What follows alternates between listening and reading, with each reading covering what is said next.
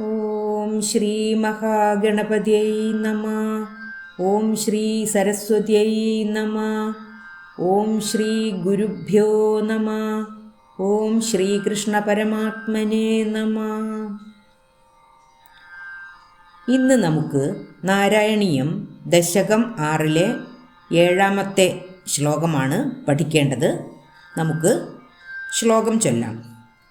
പൃഷ്ടം ത്വധർമ്മൈഹ ദേവ മനഃസുധാംശുരവ്യക്തമേവ ഹൃദയാംബുജമംബുജാക്ഷ കുക്ഷിഃ സമുദ്രനിവഹ വസനം തു സന്ധ്യേ ശേഭപ്രജാപതിരസൗ വൃഷണൗജമിത്രഃ.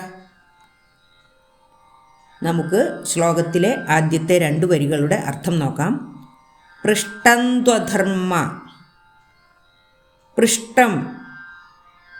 പൃഷ്ടം ത്വധർമ്മ എന്നാൽ പൃഷ്ടം തു അധർമ്മഃ.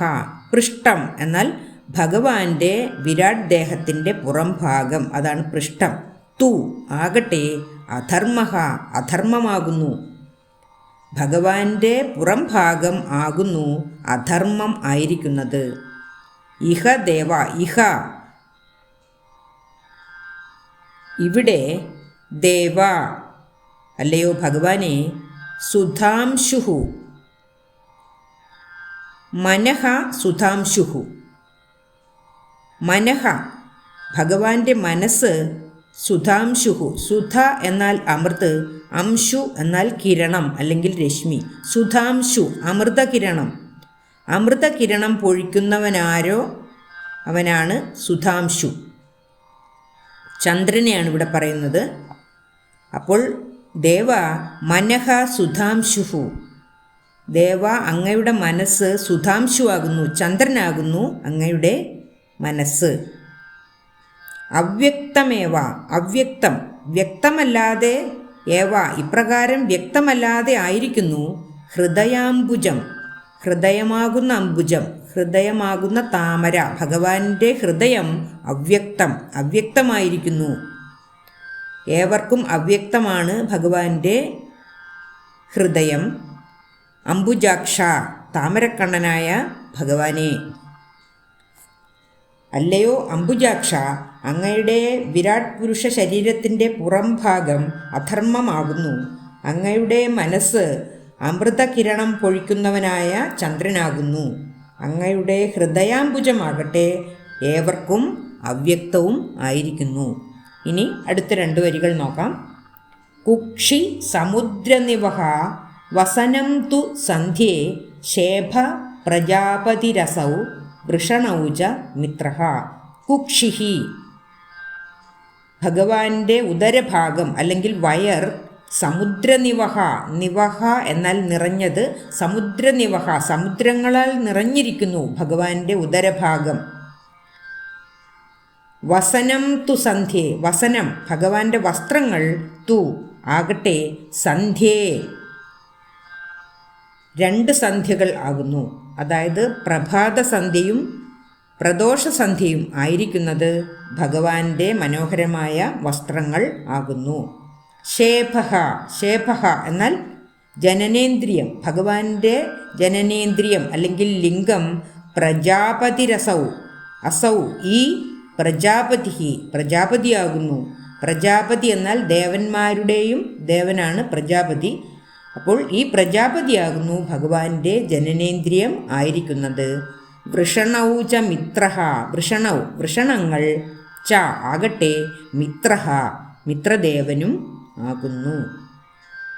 ഭഗവാനെ അങ്ങയുടെ ഉദരഭാഗം സമുദ്രങ്ങൾ നിറഞ്ഞതാകുന്നു.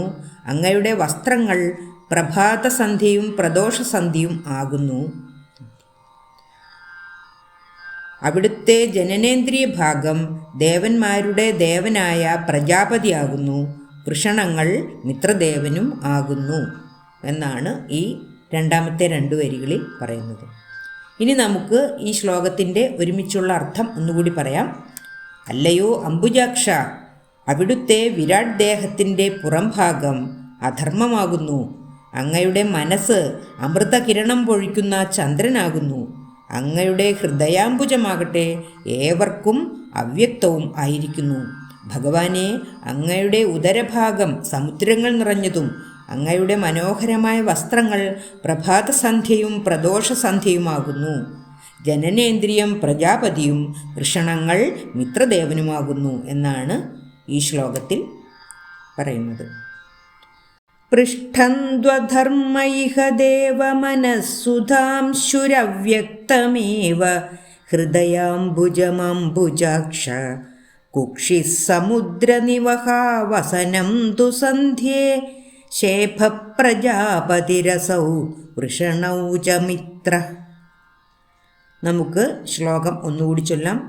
പൃഷ്ഠന്ധ്വധർമ്മൈഹ ദേവമനഃസുധാംശുരവ്യക്തമേവ ഹൃദയാംബുജമംബുജാക്ഷ കുക്ഷിഃ സമുദ്രനിവഹാവസനം തു സന്ധ്യേ ശേഭപ്രജാപതിരസൗ വൃഷണൗ ച മിത്രഃ.